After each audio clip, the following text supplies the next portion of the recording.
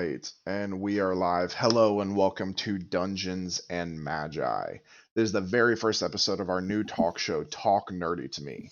In this show, we pick a topic or two and give our opinions and have some discussions. Feel free to chime in the chat with your opinions or questions as well, or if you're watching this on YouTube, go ahead and throw some comments down of some topics you would like us to discuss.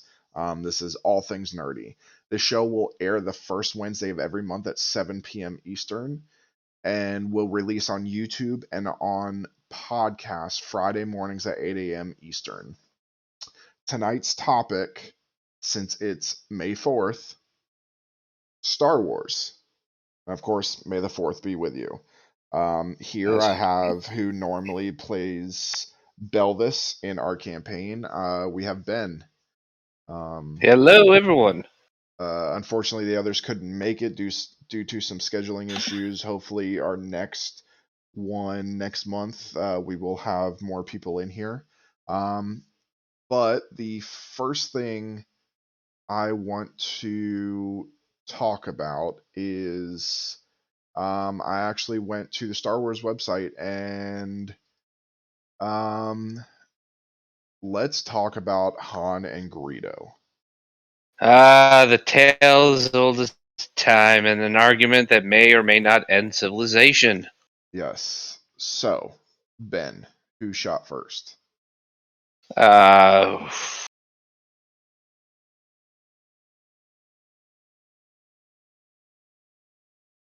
I know the prevailing theory is, or discussion has always been Han.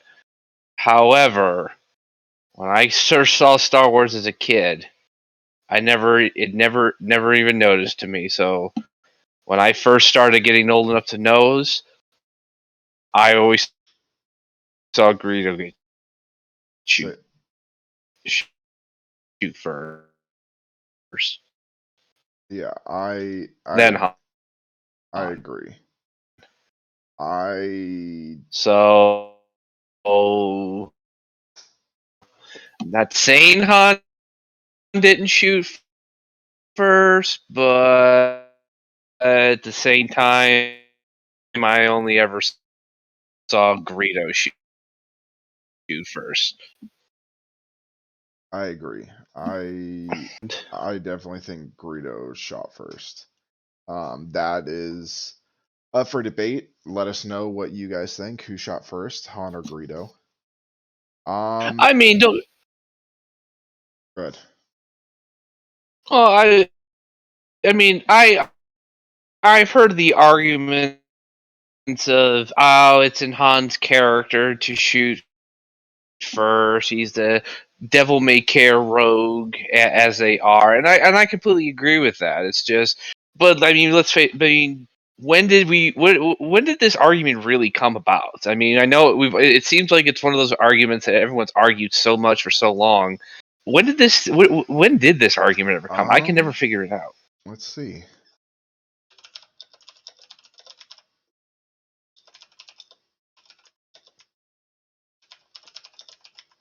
Let's see. Okay, so apparently in the original version that came out in 1977, Han Mm-hmm. shot first and shot Greedo and killed him. Later versions, the versions that everybody sees now, Greedo shoots at Han first. Yeah, I imagine. Yeah, So that would probably when that's the where the whole special thing. editions came out. So if you're from 1977, which we know that the first Star Wars movie ever premiered in theaters May 25th, 1977. And so if you're from the era, you definitely believe that Han shot first. Our era, we saw the first thing we ever saw was Greedo shooting first. So Should ask your that's dad. He would know. yeah. We'll bring. I'm sure Star Wars will come up again Um, the second topic. This is a big thing. For those that don't know, uh, myself, Ben, his wife Pam, who plays Lily, and actually the entire cast of this started out playing Star Wars: The Old Republic, running an RP server there. And so we were very big into lore and things like that. One of the big things that I found when I was in a few RP guilds before we created ours is some people did not like to talk about midichlorians. It's a touchy subject. I It can be, depending on how steadfast you hold to lore. So I'm a big fan of the midichlorian count. Obviously everybody, and for those that don't know, in Star Wars, midichlorians are in everybody. They're part of your DNA. Um, However, the higher midichlorian count you have, the more you're able to access the Force. So and of course, the person that's ever had the highest midichlorian count, Anakin Skywalker, with Luke and Leia being a close second. I would say Luke is the close Yeah, second. Leia is a very yeah, distant but third, if she's Leia even also. on the. Oh, she is. She has Leia has Eh. Force abilities. She just Oh, force never. abilities, yes, but Yeah, she just never. They never just never trained into matured. them because she was never trained. But I'm a big fan of the midichlorian. The the big debate is, are midichlorians that important? Because in the original trilogy that came out in the 70s, midichlorians were never They, mentioned. and I They think I have an opinion on that about why, at least why people don't like it. Mhm. So obviously, when back in 1977, when Star Wars came out, the Force was just the Force. We knew very little of it, other than certain people could use it to manipulate the universe and the world around them. You know, be everything from Obi-Wan Kenobi going, "These are not the droids you're looking for," to being able to use the Force to telekinesisly, being able telekinetically. to telekinetically pull a lightsaber into one's hand, and then eventually we saw using the Force to choke somebody and everything. The Force was mysterious. We could guess what it was. We didn't know how it worked. Some people had it, some people didn't. Then the prequels came along, and George Lucas tried to fill in the gaps, and it ruined the mystery. Some people Yeah. like the mystery. Some people like mystery. They like to guess.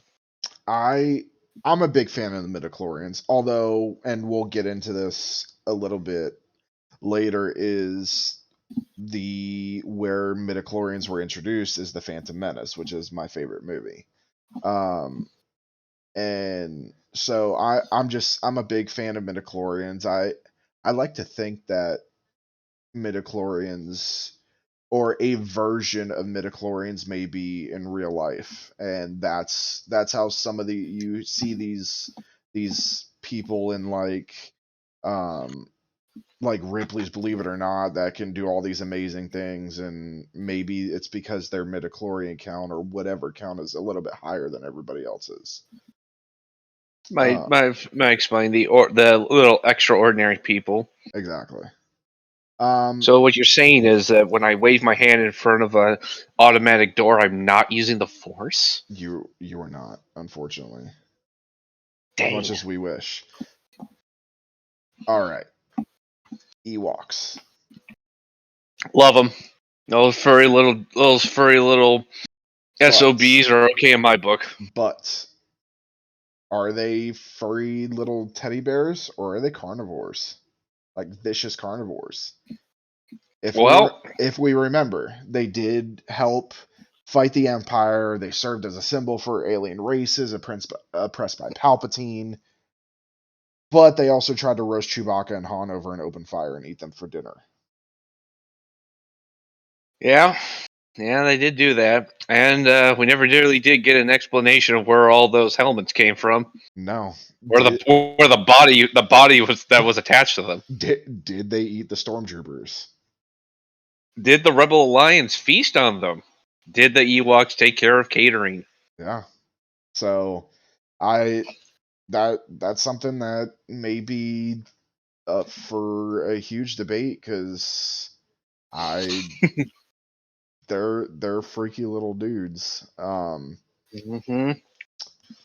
I mean, it was enough that they made a different Ewok mode in what is it, Battlefield 2 Star Wars? Yeah. I still haven't played that one yet. Stormtroopers combat skills. Let's discuss this. So, the original trilogy. One of the quotes from Obi-Wan Kenobi was, "Only Imperial stormtroopers are so precise." So, obviously with that, we're led to believe that stormtroopers were capable marksmen. And then in every movie we see them try and hit everything and completely miss. So this begs to question, was Obi-Wan just crazy? Or was he remembering and thinking that the stormtroopers would be like the clone troopers he used to fight beside? Well, I think that could be it. Also, so if I understand correctly, the stormtroopers in the hierarchy of the Imperial military, they're kind of like the Marines in the sense of they're generally the first in. They take on the hard assignments, as opposed to the regular Imperial army that's just kind of there to do the general combat and long campaigns that might occur on a planet. But I think they're a lot more skilled than they were originally. They were supposed to be more skilled, because think about it. Everything leading, the only time they really started interacting with the stormtroopers, Luke, Han, Leia, was on the Death Star, which at that point the Millennium Falcon was being tracked, or had a tracking device located. And even Leia said, "They let us go." Yeah. So I think we didn't see the full potential of the stormtroopers, and then it just became a running gag that, oh look, they can't shoot straight. And I think that's what it is. I think when the original trilogy came out, George Lucas intended the stormtroopers to be special forces, essentially, because that was before we had Bad Batch and all of that, where you had special forces in the stormtroopers. And that was before the Clone Wars was thought of as well, because you also have the big debate, who's better, the clone troopers or the stormtroopers. My opinion, the clone troopers were born and bred to be better because they were born in a tank. They were designed that way. You have stormtroopers that are just everyday people that support the Empire. But I do think that that originally George Lucas intended them to be good fighters, and it was just one joke led to it being a forever thing where it was just a running gag. And I mean, we see it play into other things like Spaceballs, where great movie. If nobody's seen it, go watch Spaceballs. Mel Brooks does amazing play on Star Wars. I don't think I've ever seen a bad Mel Brooks film. Exactly. So, and it's just that running gag. So that's my opinion on that. Interestingly enough, so a while back about stormtroopers, I forget where I read it. I think it was just one of those little clickbait articles that you find on Facebook, and it was talking about the original, what George Lucas originally intended, what he put in the first draft of Star Wars: A New Hope. So I don't know if anyone's heard of this, but first off, Han Solo was supposed to be an alien, a big, giant, green, scaly alien. The whole charisma, the devil may care rogue, totally hitting on Princess Leia, that was true, but an alien. Also, he actually intended stormtroopers to have lightsabers. There's actually some very, I don't know, I will try and find the pictures of it, but there is some concept art from him that showed stormtroopers using lightsabers, because originally George Lucas intended lightsabers and stuff to be common. Everybody used them. However, he eventually ditched it because then it just kind of negated the specialness of, lightsabers for Jedi. I mean, what made them so special if the idiot stormtroopers, I guess, are using them? Here, I'm going to pull this over to the other screen so people can see it. Here is the original concept art. Ralph McQuarrie in 1975. There is the original concept art with a stormtrooper with what looks to be a white lightsaber. So we can see that was the original intent. And looks like they decided not to go with it. I think it was for the best. I do too. I think I'm not sure if the that's entire movie. And I'm not sure. I'm pretty sure either way it would have been a bad idea, or if it's just me being so used to seeing stormtroopers with blasters and rifles and other such weapons. And I mean, really, the only time that we've ever, and maybe it was a nod to that, was Finn holding a lightsaber. Oh, let's not start on the sequels just yet. It's Star Wars, so I know it's still Star Wars. Actually, that kind of leads into our next question: the big debate. What if you were to tell somebody that has never seen Star Wars? What is the order you tell them to view it? Ooh, okay. This is a little tricky for me because I'll tell you how I feel. But I'm sure. Oh, I know how you feel. See, to me, I like chronological order. I like to see a world come together. Start at the beginning, go from there. So now, like everyone else, I started with 4, 5, and 6, and then I went to 1, 2, and 3, and then the sequels 7, 8, and 9. However, my future children, which I will do everything in my considerable power to make sure they are Star Wars fans before Trekkies. No offense to anybody out there who likes Star Trek. I like it too. But Star Wars. I would have them watch episodes 1, 2, and 3, and then just kind of go 1 to 9. Okay. I would say to watch 9, even though I have Would you throw in Clone Wars and Rebels in there? Because now we have all these shows too that kind of go in. That's true. You also after 9, you would kind of go into, okay, well, do we go into The Mandalorian? Because now that's after all of this has happened, where you still have Luke there. So, but you also have that's the issue, is Mandalorian is kind of in that it's in between the 6 and 7. Yeah, it's in between the end of the good Star Wars and the beginning of the bad.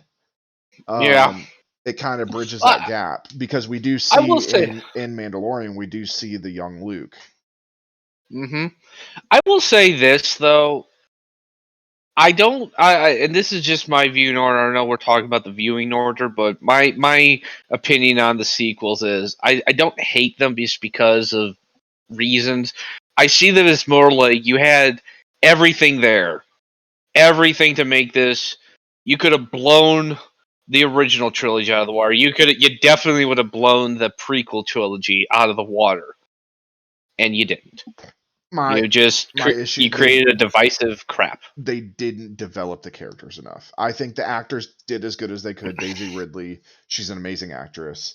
I think if she would have been given more, she would have been able to take her character and the rest of them. I like Poe Dameron. What's his name? Love Poe Dameron. Love that uh, character. I mean, he's a great actor. I mean, we see him. How much stuff do we see him in now? Dune. That's his latest one that I think he did awesome Yeah. with. And then I mean, you have a lot of them are kind of branching out, but I think if they were given a lot more to play with, the movies would have been better. But I agree with you. I think the viewing order, you should go from beginning to end. Throw Clone Wars, throw Rebels in there, throw Bad Batch in there. Because I love Bad Batch. I think it's I one do of the too. best things that they did. I'm so hoping with the new season that I'm sure they're developing. As much as I love the callbacks to the Clone Wars, they need to get this show to stand on its own 2 feet. We need the Mandalorian is a perfect example of this. So now with the Mandalorian, if you had technically, cut, the Mandalorian has 2 shows because yeah, the Book of Book Boba of Fett. Boba Fett is mostly about the Mandalorian. Yes. But answer me this though: if they had took out pretty much all of the callbacks in the Mandalorian, say they took them all out, say they just said like it's just the plot of the Mandalorian that we saw, the Mandalorian, the kid, Grogu, and everything of what's going. Do you think the show? I think the show could stand on its own. Oh, I definitely do. Now, Bad Batch to me can't. No, What they but also same thing with Book of Boba Fett. There's no way it would stand on its own because everything is a nod to before or a nod to the Mandalorian. I think they had an entire episode where it was just the Mandalorian. Yeah, great episode. It was great, and Book of Boba Fett. Don't get me wrong, I like Book of Boba Fett. It was great. I think they need to. I'm hoping with the second season they focus more on Boba Fett. I think the thing is though we with the expanded universe we have a lot of fans, not all, mind you, not all. A lot of fans have an idea of what Boba Fett should be. We know he walks in the criminal element. Everybody saw he's a bounty hunter. Most bounty hunters we equate with the criminal underworld. They made him Star Wars. soft in Book of Boba Fett. Exactly. Now, granted, Boba Fett is older. He's not the lean, mean killing machine that he was before. But at the same time, I think I certainly did. I walked in with the Book of Boba Fett thinking I'm going to finally get to see like a crime drama in Star Wars. I was like, yes! And I was like, I mean, it's cool. We got to learn about the Tuskens a little bit more and kind of just confirm some things we already knew about the Tusken Raiders, but I don't want to see a show about. Exactly, but at the end of the day, I don't want to watch a show about the Tusken Raiders. Yeah, not really. Now, don't get me wrong. Temuera Morrison, great actor, amazing. He is and forever will be the Fets, just period. The Fets and the clones. Like he is everything. Without him, I don't think the prequel trilogy would be as good without him. I think he helped make it. But yes, we did see a side of the Tusken Raiders that we didn't know about. I mean, you think every movie you've seen, every video game you've played, I mean, even going back to the original Knights of the Old Republic, Tusken Raiders were bad. They wanted to kill you every second. But with the clan that Boba Fett's with, they were more about peace. And so you did get to see, or not as violent. They just wanted to protect what was theirs. And excuse me, puberty hit me. And they even said, even the Tusken Raider chief said, we've got different tribes. Some are like us.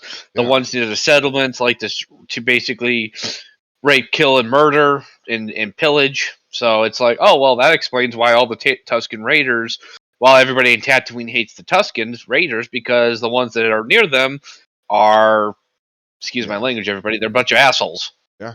All right. So we're gonna talk about the prequel trilogy.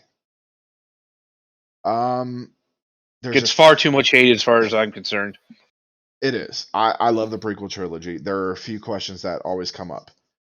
Did we need to see the path of Anakin Skywalker from such a young age? I think so. I think so. Mostly because, first of all, it would have been a little weird if Anakin's a teenager and somehow he's. I don't know. It is, to me. I guess I just can't imagine seeing Anakin at starting at any age other than the one he's at. Yeah, I mean, I agree. I think it's important to see the development of Anakin from that age. You see, he comes from slavery into wanting to come back and free his mother by using these force abilities.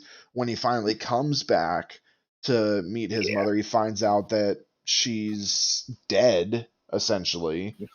And that is what starts his path to the dark side, Mm-hmm. is his ability to not use these amazing gifts that he has to save his mother.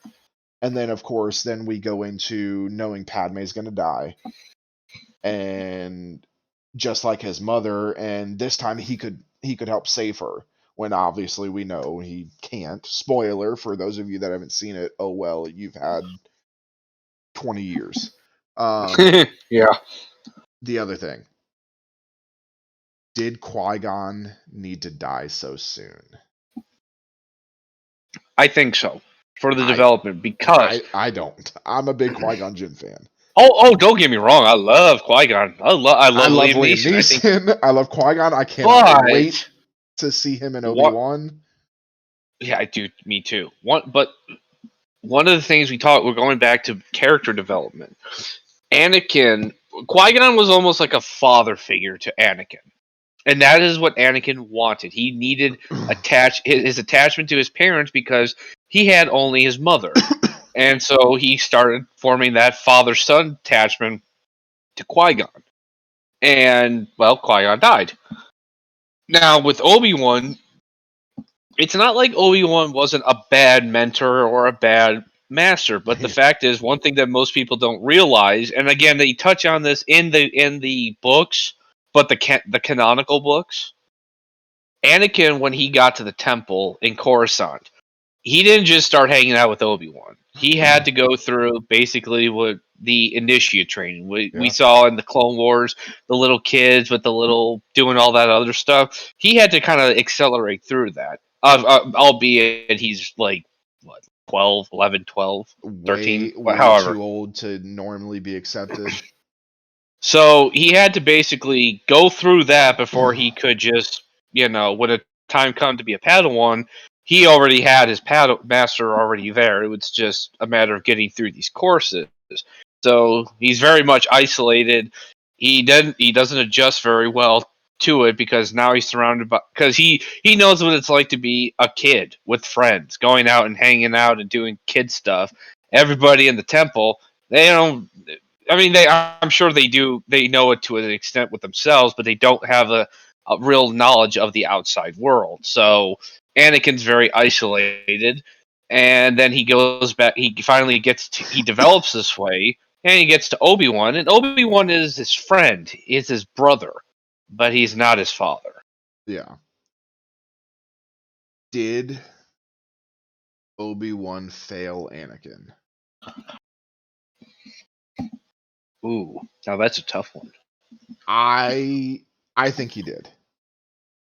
Like, again, I love Obi-Wan. I think he did, and not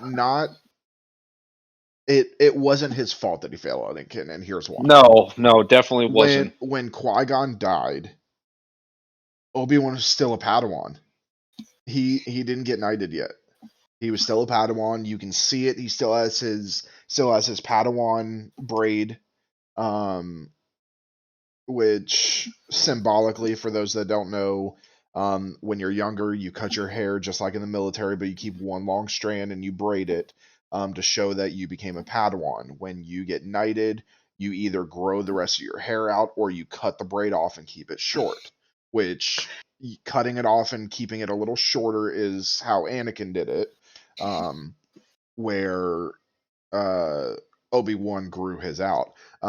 So at the beginning, you see Obi-Wan with his braid, and so you know that he did not get knighted until it was kind of thrust on him, and at the same time of being knighted, he gets given a Padawan. He didn't have traditionally there's the transition of you get knighted, you go on a few missions with your old master as a knight where you're given a little more responsibility, and then you are brought back and given a Padawan, and it kind of goes in that circle. He didn't have that ability because Qui-Gon died, and on top of that, Obi-Wan, while Qui-Gon dies, he is fighting a Sith Lord and ends up killing the Sith Lord, or so he thought. Again, spoilers. If you don't know, if you haven't watched Clone Wars, I'm sorry. But he comes back. He gets spider legs. He's awesome. My favorite character, Darth Maul. But yeah, so I think he just didn't have the experience he needed to be a good mentor and be a good leader, brother, whatever for Anakin, and Obi-Wan didn't really ever experience the dark side. Not really. He was always pretty resilient to the dark side. I mean, like he had a lot of he you know. He was just like everybody else. He was born into the temple. When Obi-Wan was younger, he was put into the temple, became a Padawan at a young age. And actually, no, he became a Padawan at an older age. But he still had this good life. He didn't come from slavery like Anakin did. Didn't have to deal with the death of family and stuff like that. And and also you got to think of how much did Anakin's midichlorian count affect his teetering. When you have that much midichlorians, there's a lot more to affect. Well, I also think this goes into another topic that people have argued from a character development point of view, the whole Mary Sue argument. You know, this bars in the and this is born from that the character Rey was purposely made to be a Mary Sue, where she is just this bestest ever. She just everything comes flawlessly. Now, I don't think the writers of the sequel trilogy intended to do it. There are always rumors that there was a lot of studio interference and the development of this character and other characters because of reasons. I'm not going to go into them. That's a whole different discussion. But essentially, they wanted to make Rey as like almost like the chosen one, where they're like, oh no, she just has this natural innate ability in the Force, and I don't think they understand. It's like even the most powerful Jedi and Sith, Revan, Exar Kun, Yoda, you know, they still had to develop. Everybody starts somewhere. Vader. I mean, Anakin still had to have training. Exactly. He didn't just and yes, Anakin did have a high midichlorian count. He was very powerful. And the counter argument that people said, like, oh well, Anakin's a Mary Sue based on that definition. However, yes, Anakin was, to my opinion, Anakin, yes, he was a very powerful individual in the Force. However, his power is what led him, almost kind of led him to be corrupted, because he had been told, you're the chosen one, you have the midichlorian count, etc., etc., etc. So he knows he's powerful. And this is because after he kills those, he's confessing to Padme, he's killed the Tuscans village, and he's it's Obi-Wan's fault. They're holding me back. I should be this powerful and this and that. It really fed into his insecurities, and that really probably led him down the dark side, because he just, I don't know, I won't say angsty teen, but he just didn't have the the wise mentorship that he needed to really say, hey, yeah, you're powerful, but Take a step back. great power. Yeah. All right. It's the ship that made the Kessel Run in less than 12 parsecs. Famous line, Han Solo. Everybody knows that line. Talking, of course, of the Millennium Falcon. However, Love it. Favorite ship. There's a big debate. Is Han Solo lying? Because he talks about making the Kessel Run in less than 12 parsecs. A parsec, for those that don't know, is actually a measure of distance, not time. So is Han Solo lying, or is he talking about how he navigated close to black holes to navigate the Millennium Falcon over a shorter distance than the normal route? Give you a third option. I just don't think George Lucas understood what a parsec was when he wrote it. I agree. I think it was, Google didn't really exist back then, but let me pull up a dictionary, figure out something that sounds spacey. Oh, parsecs, that sounds great. Let me do that. And of course, we've got genius people that think about all this stuff. And I think it's just there. It's kind of something that's there. Yeah. Well, you know what? It also kind of feeds into Star Trek. Star Trek had the original series had the same problem. They didn't really get their unit of measurement of how they classify sectors of space until much later, like TNG, Voyager, Deep Space Nine, when they were able to start divvying up the Milky Way galaxy into certain areas, because then people started getting smarter. The advent of the internet, people started oh, okay, where is so and so in this universe, and you can't really use their own their own lore, because they didn't really have it locked down. I think this is the same thing. I think George Lucas just picked a spacey sounding word and he went with it, and it wasn't until years later they started realizing that's not right. All right. We're going to branch into some outstanding character introductions. We're going to get some opinions on some characters. Let's talk about Ahsoka Tano. For those that don't know, Ahsoka Tano ended up becoming Anakin Skywalker's Padawan. Became very popular recently in The Mandalorian, of course, and now spins off into her own show, which I cannot wait for. I think it's going to be amazing. I'm a big Ahsoka fan. The big thing is Ahsoka was taught to be a Jedi during a time of war, during these Clone Wars, and she had to learn hard lessons both on the battlefield and within the temple. And I think one of the things that benefited her but also hurt her, she learned to model her strategies and actions after her master, which in turn did lead her to command clone troopers in battle. And of course, the biggest thing, if you don't know, that Ahsoka walked away from the Jedi Order. She, in my opinion, is the first gray Jedi. That's my opinion, because she was wrongfully accused of treason and murder. Now, there are some people which I kind of believe that Qui-Gon Jinn was also a gray Jedi. That definitely not. I think Qui-Gon followed a little too closely to following what the Order wanted, where Ahsoka walked away from the Order and kind of, she wasn't bad, she wasn't a Sith, she also wasn't a Jedi because she didn't follow the Order's teachings. So in my opinion, that makes her a gray Jedi. I see. I have a little my technically a gray definition. Jedi doesn't use both abilities; they just walk that line. Yeah, see, to me, my definition of a gray Jedi is somebody who they straddle, like you said, they straddle a line, but they can go back and forth. Ahsoka, like Qui-Gon, yes, I know the difference. You said the difference is Ahsoka left the Jedi, and Qui-Gon was just a maverick.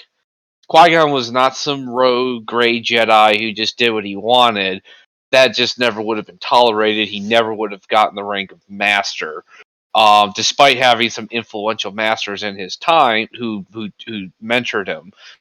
But to me, you want a gray Jedi.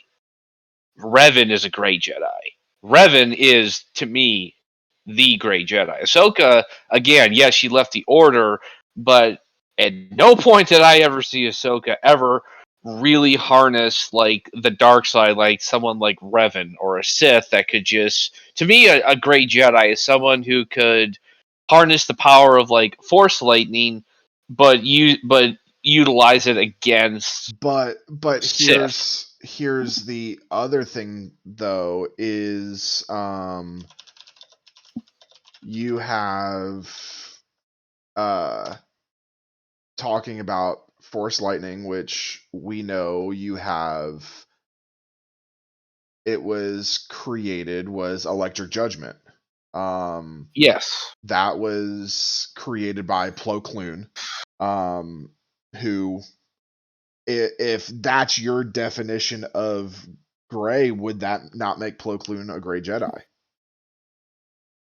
No, because if I remember correctly about Electric Judgment, you can still use that with only drawing on the light force. So what happened was Plo Koon, and I'm reading it just to make sure I'm correct.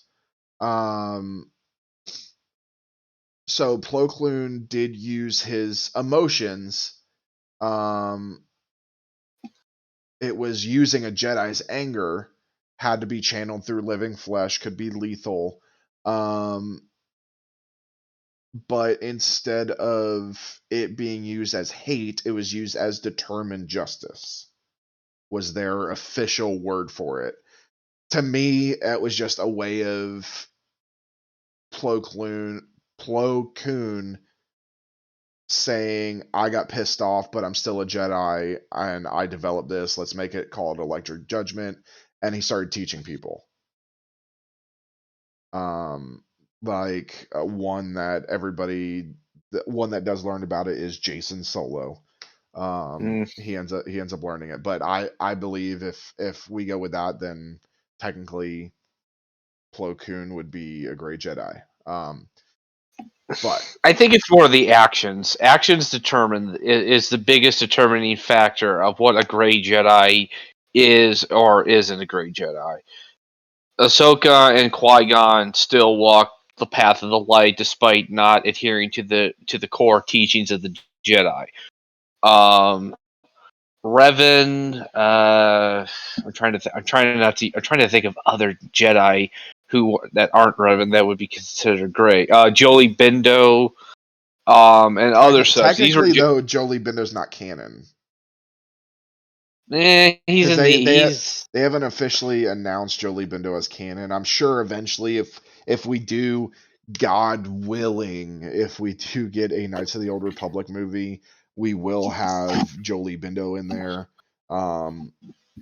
I think it would just be hilarious to have Samuel L. Jackson play him.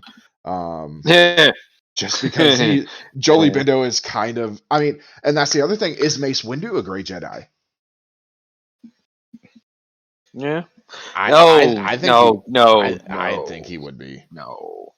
A gray Mace Windu, a gray Jedi? No. Oh. I Uh, think actions determine more than anything, and I don't mean actions that fall in line with the council. I mean like personal actions. Are you acting honorably? Are you using how you use your force ability? That's a great Jedi, and I think Ahsoka. Back to what we were talking about. I don't think Ahsoka is a great Jedi. I think she's a maverick Jedi in the spirit of Qui-Gon, where she charted her own course, but she never wavered from the true calling of the Jedi to, protect, being a peacekeeper and as such. She just didn't. She just toward the end, she just did her own thing. But I don't think because she had a chance to team up with Maul and go take on the Emperor, and she was like, not happening because you're a Sith and I don't work with Sith. Even though, in hindsight, maybe she should have. All right, let's talk about somebody that's very important to the Clone Wars.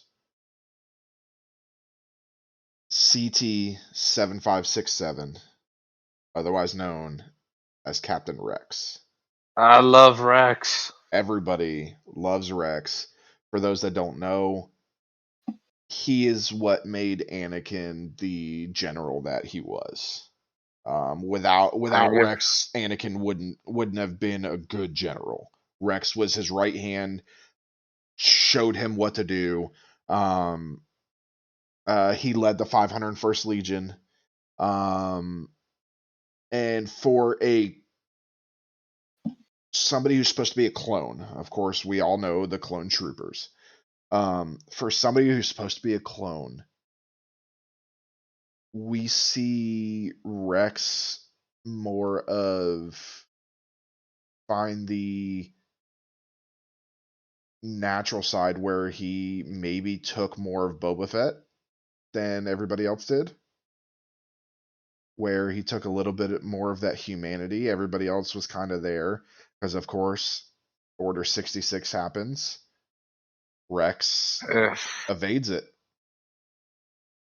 Just barely, but yeah, he does. But he does, and helps start the Rebel Alliance and helps fight the Rebel Alliance until the end. I think Rex was one of the best written characters. Yes.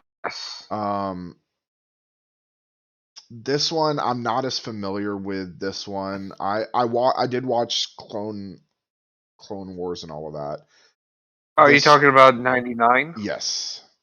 I know why they put him on there. Just as an emotional tearjerker because obviously they knew he was gonna, again, spoiler alert, everybody, he dies. He dies in a fairly heroic way, but it's I don't think he really adds too much to the whole arc. Like, not in comparison to Rex. Rex is, it's like you said, I don't know what Rex's intentions originally were, but they really nailed it on the head with him. 99, yes, it was this is like the equivalent. He was a sweet old man. No, he's not an old man. He's a crippled clone. He was just deformed in the. Yeah. So so we go on to one of my favorite topics. Ben knows that I love Mandalorians. Oh yes, when we did have our Star Wars guild, which is now defunct, it's in cold storage. I was the Mandalorian expert, more or less. Satine. Oh God! I think I Satine, don't like this character. So I don't like her. I do, and I'll tell you why. Satine was the first and only Mandalore to rule as a pacifist. That's brave. Which is, it's a big deal in Mandalorian culture to be a pacifist. She wanted peace, she wanted neutrality in war, but unfortunately, that's not the Mandalorian way. Typically, and ultimately it leads to her demise. But I think that the reason I like her so much is because she is so different from the rest of the Mandalorians that we see. She is unique. I will say that I value originality when creating characters and stuff, especially in Star Wars. I think a lot of writers for Star Wars have I don't want to say a bad habit, but they do tend to, before Satine, I don't think I don't think we ever had a Mandalorian character, big or small, that wasn't some kind of warrior, hunter, criminal, gunman, whatever have you. They were always some kind of tough guy, tough woman role. Of course. Satine was definitely the one that broke it. I just was like, other than the pacifism we knew, she was Obi-Wan's it girl, and it's like, oh god. And they're trying to build this relationship that we never saw, only from their point of view. It was touching, but it was just, for me, it was very hard to, like, okay, you guys were involved on some perilous missions before. You Who bonded. who knows? Maybe we get to see a bit of that in the new Obi-Wan show. That would be I interesting mean, because we've already established the the Mandalorians, all the different clans. We got to see all of the new age clans, I would say, where they are okay taking their helmets off and stuff like that. yeah. I personally think that, I've told you this before, but everybody, my opinion on Mandalorian culture and the the code is like religion in general. You Should have have people worn who my Mando adhere to. shirt today. I didn't even pack mine either. Um, to me, the code is, I don't want to say guidelines because it's not, because you got people like the Mandalorian, Din Djarin, who is who is part of the tribe that is adamantly we don't do this. Then you have regular people that, um, like was it Sabine, Sabine. Sabine and others. Yeah, Sabine, who, other than her going into actual battle, we never see Satine wearing the Mandalorian armor. And then, and non-canonically, we have Canderous Ordo. Literally, for the most part, he never even wore his armor. Like the first Kotar, he never wore it. It was only the second one he had that weird-looking one. I never liked it. Um, all right. Another topic near and dear to my heart: the Night Sisters. The Um, Night Sisters. I Oh love Mother yes, Talzin. Um, it's I very interesting. I love the lore of the Night Sisters. For those that don't know, there's also the Night Brothers. A little bit of backstory: the Night Sisters are from the planet Dathomir, which is Zabraks and Dathomirians. A lot of people actually believe that Darth Maul is a Zabrak, when in fact he and his brother are both Dathomirians. They were born on Dathomir. Um, and they were actually born as Night Brothers. What the difference is: Night Sisters are a clan of, they're Force users, but they see themselves as magic users. They're a lot more down to earth, feel like the Force, and you see that their Force is actually green, kind of signifying that it's a lot more raw and unhinged. Um, the Night Sisters also created the Night Brothers.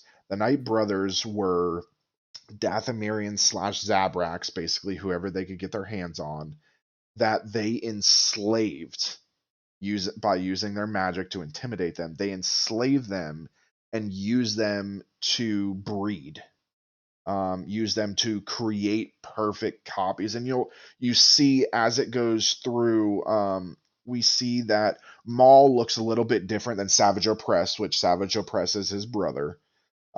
We see that they look a little bit different because Darth Maul is older than Savage Opress. As the procreation was happening, they start to become more and more human looking. And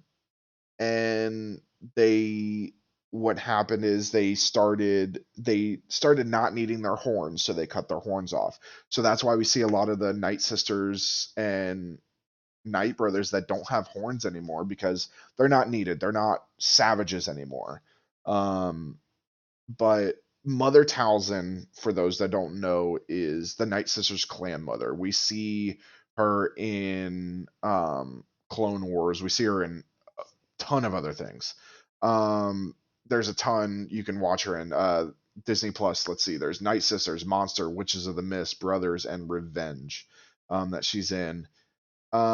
She is intimidating, powerful, wicked, claims to put the Night Sisters first. She always puts herself first.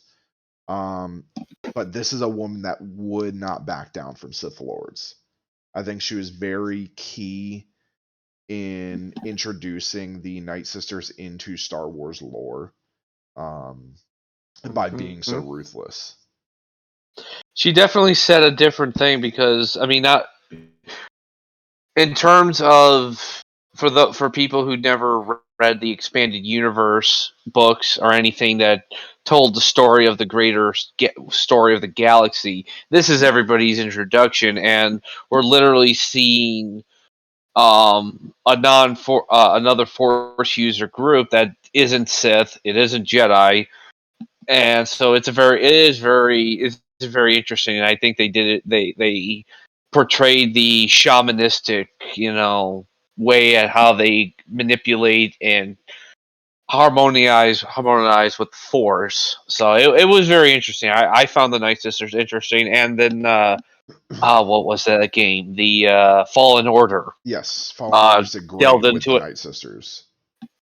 I think that did even better. Did more so. I would. If they, I wish they hadn't killed off the killed off the Night Sisters. The second game's coming out. It's too late for spoilers. Yeah, so I wish they had. I wish they hadn't basically killed off the Night Sisters, because I would have loved to seen an original show that features some of them. They could always bring them back, because remember there is the Dathomirian Ichor. Yeah, that's true. Can resurrect. All right. So for those that don't know, Ben likes the Wild West. I do. So I know, talking about this character. Oh, I know who you're talking. I know who you're gonna mention. Cad Bane. Love Cad Bane. We recently got to see him, which was amazing, in Book of Boba Fett. I think they did an amazing job portraying him. I think he looked fucking scary as hell. Yes, he was. Yeah, I think I was watching it with Pam, and I was like, "What is that?" And then we were just sitting next to each other, and I'm like, and then I started started hitting her. I was like, "It's him! It's him!" Yeah. And she's like, "Who the hell are you talking about?" It's Cad Bane! And I was just like, "Oh shit! He killed the marshal!" So for those that don't know, Cad Bane, nobody's really sure what his race is, because you don't really ever see it besides. He's Duros. You don't see. Okay, I'm sorry. You don't see many that look like him. No, he's definitely. Duros are kind of small. They're usually small. They're not all blue like that. So. And they generally don't speak basic. Exactly. Cad Bane is a bounty hunter. I definitely feel like when Cad Bane was created, he was definitely based off of a John Wayne and things like that, because he has that very who else is it? So Cad Bane actually was inspired by somebody. It's from a. Oh, I'm trying to remember. This is really bad. I'm a huge Western fan, and Can't remember, but he is He is actually based there's a on Lee Van Cleef in The Good, the Bad, and the Ugly. That's it. That was the movie. Yes, with Clint Eastwood. Yes. The one of the main bad guys, and I mean, everything from this hat style, his demeanor was inspired by this guy. Good, Bad, and the Ugly. Great movie. But yeah, uh, I love Cad Bane ever since I saw him in the Clone Wars. I'm glad they kept him as a character and they didn't try and make him family friendly. I think a lot of times Disney and even George Lucas to an extent before he sold Lucasfilms, I think there was definite Disney likes to make some of the more villainous types more family friendly in order to make sure that they can sell them and they're not so bad. Luckily, they didn't do it with this character. This is a character who was born bad, well, maybe he died bad, but there was never any. It's very refreshing to find an actual bad guy nowadays. Yeah. Let's jump down to Pre Vizsla. Pre Vizsla, Back to the leader of Mandalorians. Back to the Mandalorians. The wielder of the dark saber.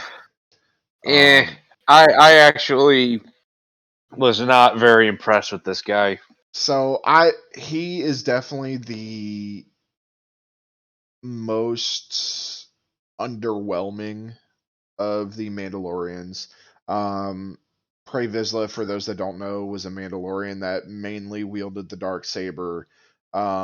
He led terrorist groups on Mandalore to try and get the planet's warrior culture back from Satine, who we talked about earlier.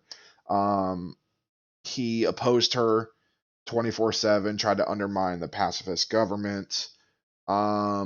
He created an organization called the Death Watch to stage attacks against Mandalore's people, which eventually did make him hated by pretty much all of Mandalore once they found out that the Death Watch was run by him. I think he's very, Honestly, very underwhelming for somebody that's supposed to be so great. Honestly, he is a perfect example of what I was saying before about the Mandalorian code being, yes, here's the code, but then you have people who follow the code. I'm using air quotes here, but they really don't because literally the opportunity presented itself for him to gain more power. He sold himself basically to Darth Maul. True man, the way I look at it, a true Mandalore would have done everything he could to kill Maul. Now, I probably wouldn't have succeeded, but at the same time, he was still adhered to the code, which obviously is what led to eventual division within Death Watch, Well, and that's a yeah. whole different Well, we thing. wanna But we wanna go into that. Then we talk about Bo-Katan. yes, Bo-Katan, sister of Satine Satine, sister. lieutenant in the Darth Watch or in the Death Watch, and also helped Maul overthrow her sister. Yeah, and then had the audacity to be outraged at Boba Fett for wearing Mandalorian armor and basically just being a part of the little Mandalorian quest. And Yeah. I just couldn't help but be like, well, that's rich coming from you, lady. I do think the portrayal of Bo-Katan in The Mandalorian was great. I thought it was a good portrayal. I'm very curious to see if now that Mando has walked away from his clan or gotten pushed away from his clan, Oh, if he goes back to them. I think he's gonna. I think they set up that whole the mines of Mandalore or whatnot. I think they briefly mentioned that about how to get redeemed. I think we're gonna see him going to the The ruins of yeah. Mandalore and see what we can actually I see mean, what happened remember, to the planet. to be honest, I think the long term goal for Mandalorian if they're smart in the show, is to have Din Djarin try and reestablish Mandalore. He is now the wielder of the Darksaber. He doesn't have the child anymore. We'll leave it at that. With that, Yeah. But he, I think, as the wielder of the Darksaber, he truly believes in being a Mandalorian. I think it would be smart of them to try and, even if he doesn't want to be the next Mandalore, because I don't foresee him wanting to be Mandalore. He's not the kind that wants to sit down and take on this responsibility. He likes to free roam, which is why he and Boba Fett got along so well, because they are kind of that Lone Ranger kind of thing. Which again, Mandalorian, based off of the Old West. That's how it was written. Pirates. I know you love pirates. I do enjoy a well written pirate Star character. Wars pirate. Oh Lord, I know who you're talking about. Hondo. Hondo I can't Ohnaka. do his voice. I can't do his voice. I like the character. I think he's funny. Luckily, nobody tried to recreate Space Captain Jack Sparrow. Thank God, nobody tried that. Yeah, I think he's great. We don't see that many Weequay all that often. You see it every once in a while, but I think he was a good portrayal of a Weequay race we don't see that often. And what's funny is how much, for being a gang of pirates, how much they actually cross paths with the Jedi and actually help them. Reluctantly help. Very reluctantly. I like that they didn't. Hondo, like when I first saw the character Hondo, I thought it was kind of like the situation that we when you first introduced him into Clone Wars, to me was good, but at the same time, it's like I can tell it's like no, I'm not trying to be realistic, but even in the world of Star Wars, who's dumb enough to try and capture a trying to capture a Jedi?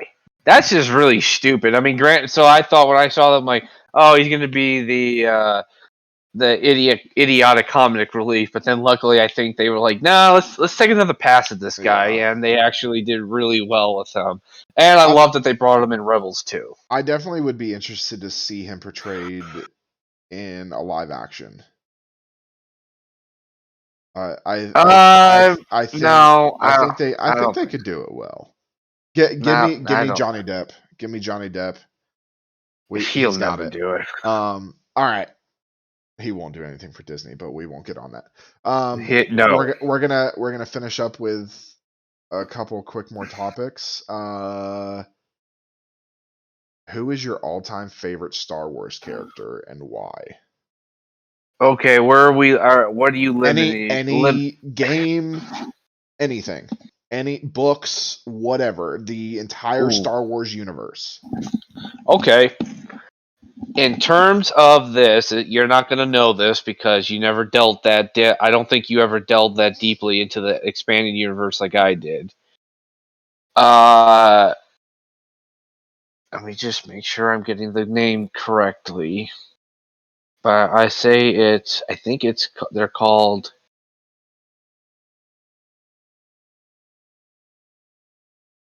Here we go. Kara Holt. Kerra. Kara Holt.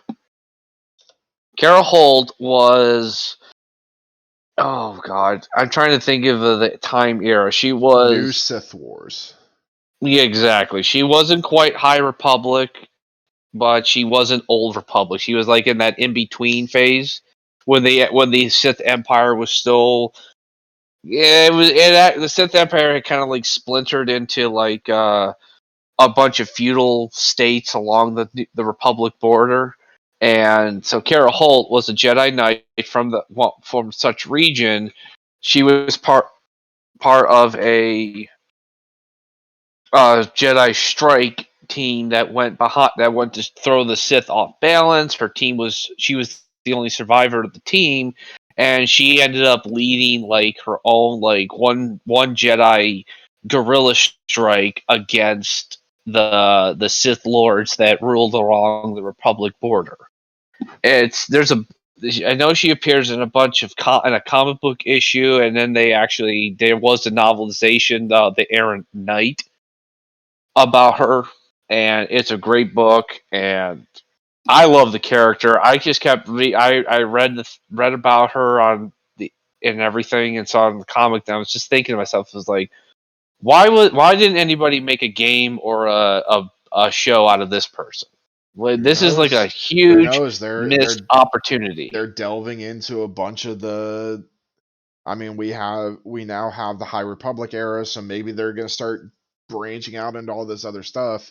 Because remember, they're trying to stay away from the original stuff as much as possible. They're done with it, so they may start venturing into all of this stuff. Maybe. Mine, of course, I mentioned it earlier, is blah, blah, blah, Darth Maul. I am a huge Darth Maul fan. I think I remember uh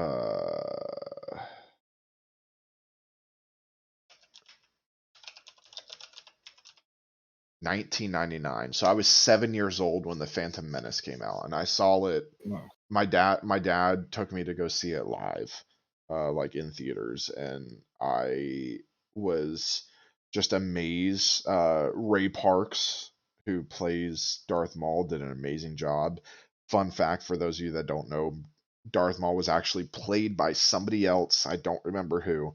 And Ray Parks was the stunt coordinator there, or the stunt man for Darth Maul. Was there trying to was jumping in and out of scenes, doing some of the stuff, and eventually they were just like, you know what, you're in this so much with everything that Darth Maul has to do. Why don't you just play Darth Maul? He only had a few lines, really, so he didn't have to be an amazing actor. But I think if they wouldn't have done that and Ray Parks wouldn't have played Darth Maul wouldn't have been as good. I think Ray Parks did amazing. Darth Maul's an amazing character. I mean, he gets cut in half, comes back, and lives another few decades. I love him. I love him and Savage Opress's relationship. I think Darth Maul was an amazingly written character. I like Darth Maul. I mean, he definitely developed over there. I was a little at first when I saw they brought him back in Clone Wars. I was like, what? I was just like, oh, you're just grasping now. But They they did it developed him pretty into well. something good. All right. Out of all of the movies or TV shows, what is the one you could watch over and over? Return of the Jedi. Okay, mine's Phantom Menace, of course. I've watched Phantom Menace so much. I originally that was the only Star Wars DVD I owned was the Phantom Menace. I owned that solo before I bought the rest of them. But I had bought that because I wanted to watch it over and over. That was before streaming and everything was a thing. Before we could go on Disney Plus and watch them as much as we want. TV show, I will say I mean, to me, nothing. I would say The Mandalorian for the TV show. I think it was just done very well. I'd say Rebels. Rebels is for me. Now I'm I like interested. the Mandalorian. Don't get me wrong. Good. Oh no, continue. I'm interested to see. We have all these other shows coming out over the next few years. We have Ahsoka. Obviously, Obi-Wan is the next one to come out. Comes out at the end of the month. Beginning of next month. I think they pushed it. And so I'm very interested to see that because, of course, we do get Anakin, Obi-Wan, and Qui-Gon back with all the original cast, which I'm excited to see Anakin slash Darth Vader again. This is also, I actually read a note on this that Ewan McGregor, who plays Obi-Wan, came out and said obviously he never fought Darth Vader. He never got to see Darth Vader. So when when filming, he said he turned around, looked, and saw Christian Haydenson come out in the Darth Vader costume, and he said, "Holy fuck, that's Darth Vader." He goes, "It was so intimidating." But it's great to see all three of them back together again. I cannot wait for that. So we'll see how all of those do. Of course, we have Ahsoka. We have um, the the Acolyte coming out, which that's the one I'm most interested in. I'm a little. I'm definitely gonna see it. I know I know it's based in the High Republic time, which Yes, and is I. it's the the thing that kind of feeds to me is it was introduced as almost like a murder mystery kind of TV show. Which would be interesting. I mean, it's following the Sith in a time when the Sith are thought to be extinct, so And we've will never had be a Sith movie or TV show. We've never had a solo Sith TV show. The Sith are always true. And mentioned, but it's all focused on the Jedi. yes, true. And on top of that, this will be a female lead. The acolyte Yes. would be a female lead, so this would be even more interesting because we very rarely seen female Sith. Yes. So, Um, um, all right. for me, for we were talking about before. To me, nothing matches the epicness of Return of the Jedi. There's just you could tell. I mean, at this point, I don't even think George Lucas is thinking about the prequels. He's thinking about this is the end of Star Wars as for the very foreseeable future. Maybe not even in his lifetime. Go So you big or could go tell he home. just exactly. And to me, like And especially as for that much time. as much as the space battles and stuff on Solo, and I kind of saw clips of the one for Rise of Skywalker. Doesn't even compare to Return of the Jedi. Doesn't even compare to the Battle of Endor. Many have tried to recreate that epicness, but they just always fall just short. What we have two more questions. What Sure. Star Wars era would you want to live in? Ooh. Old Republic. Okay. I definitely I love the Clone Wars era. I mean that's what we grew up with. I love the whole like Rex and everybody, Ahsoka. I would definitely choose Clone Wars. I I I mean, and that may just be the military and me wanting to be at war, but Yeah. um, Well, I mean, the Old Republic wasn't short of conflict. oh Plus, no, there's a lot more to discover. To me, there's more to discover in the Old Republic time frame. So, all right, and we're gonna end with these few questions. If you had to choose light or dark side, I would go light. Ultimately, I'm just as much as I find the Sith interesting. They have this really bad tendency to just turn into homicidal lunatics, and I'm just not about that life.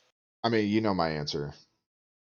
Yeah, But I dark mean, side. to be honest though, I would probably, if I were a Jedi, I'd be a great Jedi. I I probably would. I would kind I of like imagine the because I transition. see the benefits of some of the dark side powers. I think the Jedi are a little too controlling, which is, to be honest, the Jedi Council created Darth Vader, in my opinion. But The Jedi Council created Darth Revan, yeah, Exar Kun. I mean, they yeah. there's a that is a If they I would have think that just should be given a Anakin the damn seat, this never would have just happened. ugh. Saber color. Ooh, uh, orange. See, I'm in between two. Purple. I love Mace Windu's saber, Mm-hmm. or all white, like or white gray like Ahsoka's. I think Yeah. Ahsoka sabers are amazing.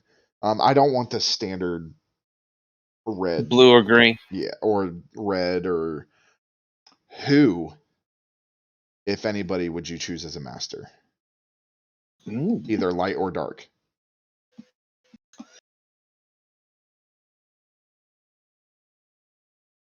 Well, this is a tough one. You're getting some good ones here. This is the last question. Would my master I'll say I you? would choose Revan, Dang it! especially I was going to choose Revan. especially with I would definitely walk the path of the Great Jedi. I think Revan had both the enough of the light side training, enough of being a Sith Lord to be able to know how to walk in that balance.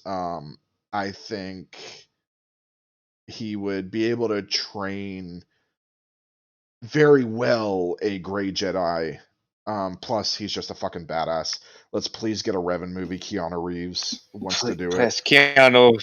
He already said he wants to do it. Yeah, honestly, Revan, but I also would be interested in the Exile, Mitra Surik. I think so because it's interesting to know because to me, we're going on the top of Grey Jedi when when Revan at the end when Revan had basically he sort of kind of fallen a little bit to the dark side at that point. He hadn't gone off looking for the Empire. Him and Malik, excuse me, looking for it. So they hadn't been completely fallen to Darth Revan, but he's about to literally use the whatever weapon they use on Malachor 5, and there's a whole bunch. There's thousands and thousands of Jedi and Republic troops along with Mandalorians, and she's the only one who really went back and took responsibility. To me, it's like because, like you said, she was one of Revan's right hand people. She was right there in Revan's inner circle during when he brought him and his Jedi followers to fight the Republic. She was right there, right in his with Malik as well. But so that to me, she. If you're working with Revan, you're a Grey Jedi. You are. But at that point, if Revan was really truly a Jedi at his heart, but he was still willing to do what needed to be done, Revan would have gone back and accepted responsibility. Mitra was the only one who did because she understood. Yes, I did what I had to do, but I literally won this. We literally won this war by, essentially committing close, danger close mission without even telling our people we were doing it. So to me, that's somebody who has the understanding of this is what I must do to atone. That to me, that's someone I would like to teach me because failure is a teacher as well. All right. Well, I think that is all the questions. Um, we want to thank you guys again for watching.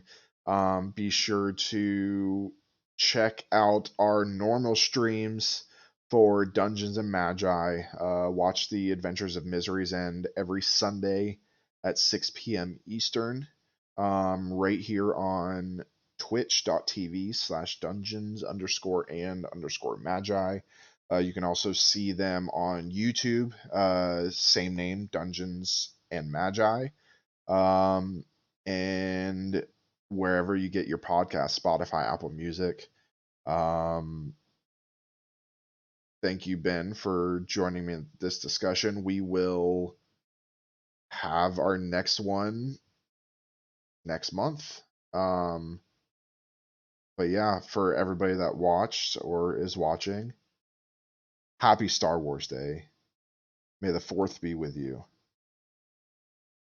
And join us next time where we get down and nerdy.